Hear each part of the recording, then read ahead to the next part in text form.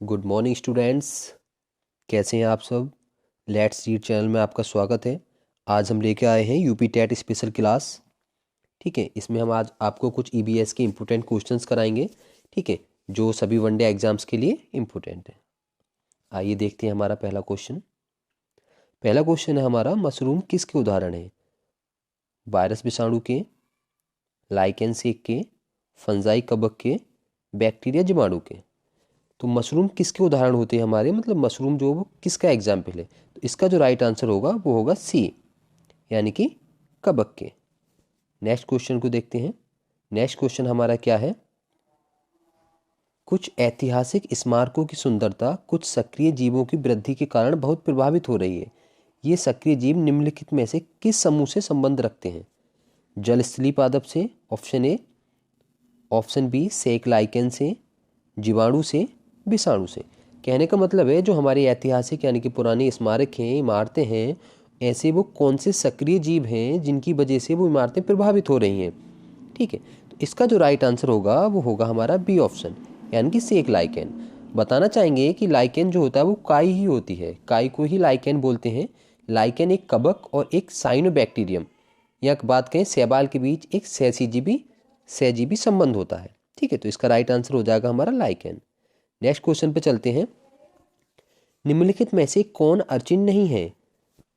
निम्नलिखित में से कौन अर्चिन नहीं है? माइटस और टिक्स, या फिर स्पाइडर, बिच्छू या सांप। कौन अर्चिन नहीं है? तो इसका जो राइट आंसर होगा वो होगा हमारा सांप।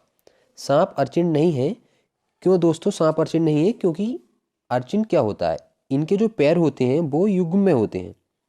युग्म यानी कि पेयर में होते हैं। ठीक है, और इनकी एक खास बात होती है कि ये रीढ़ रहित होते हैं, यानी कि एक कसूर की होते हैं। ठीक है, और इसके साथ जैसे मकड़ियाँ हैं, बिच्छू हैं, टिक्स हैं, माइटस हैं और घुन, घुन भी इसमें ही आते हैं, अर्चिन में आते हैं। तो इसका जो राइट आंसर होगा वो होगा हमारा सांप। नेक्स्ट क्वेश्चन की ओर चलते हैं। नेक्स्ट क्वेश्चन को थोड़ा सा जूम कर लेते हैं जिससे आप आसानी से देख सकें।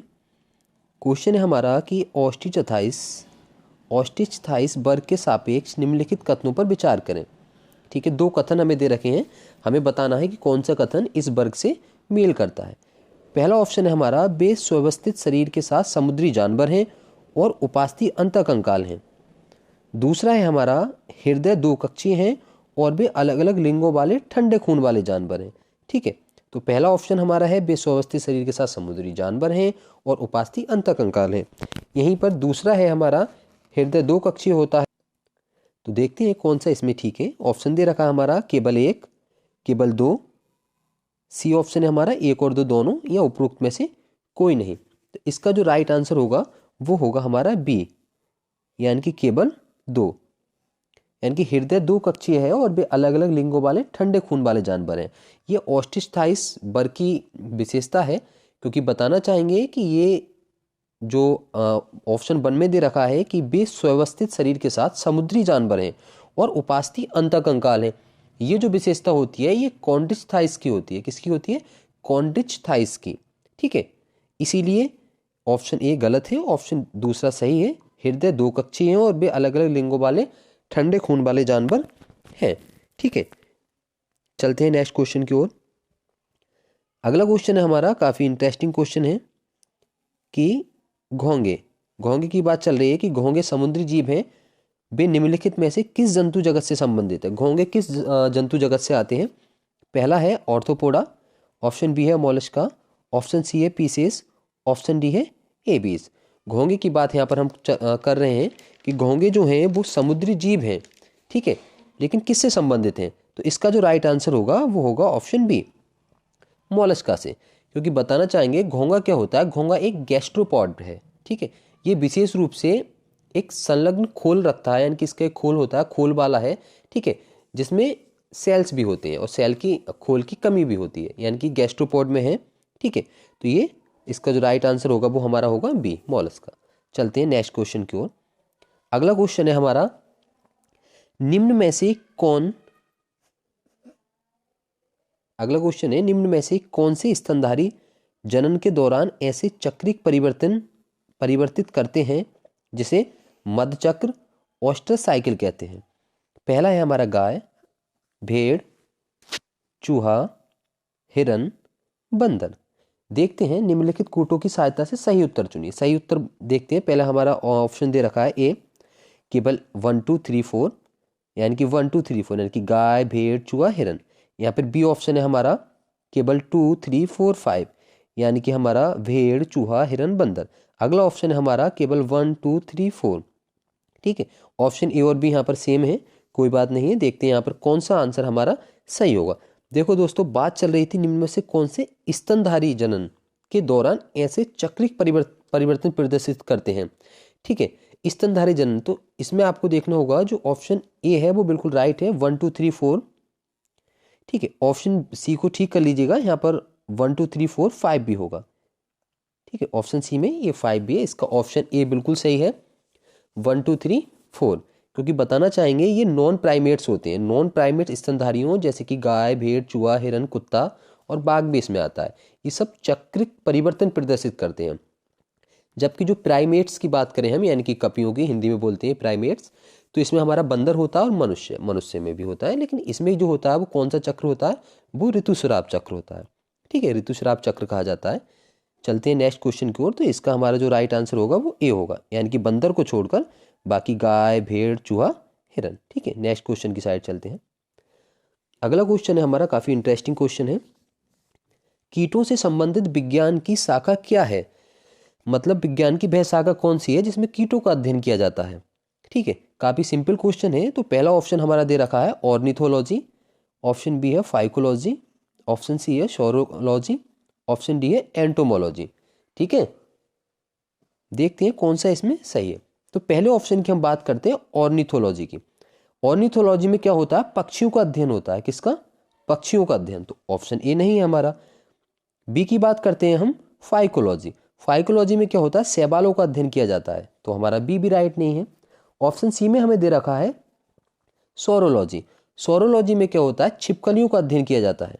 ठीक है, अब हमारा बचा ऑप्शन डी एंटीमोलॉजी। तो बिल्कुल हमारा ऑप्शन डी राइट है, एंटीमोलॉजी में कीटों का अध्ययन किया जाता है। ठीक है, तो इसीलिए हमारा कौन सा ऑप्शन सही हो गया, ऑप्शन डी हमारा बिल्कुल राइट हो गया यहाँ पर। और बताना चाहेंगे एक होता है हमारा एपीकल्चर, जो आप लोग सब जानते ही होंगे कि एपीकल्चर में किसका किया जाता है, मधुमक्खी पालन का अध्ययन। ठीक है, चलते हैं नेक्स्ट क्वेश्चन की ओर। तो इसका हमारा क्या है, ऑप्शन डी बिल्कुल राइट ऑप्शन है। अगला क्वेश्चन हमारा, निम्नलिखित में से किस जीव का रक्त सफेद होता है?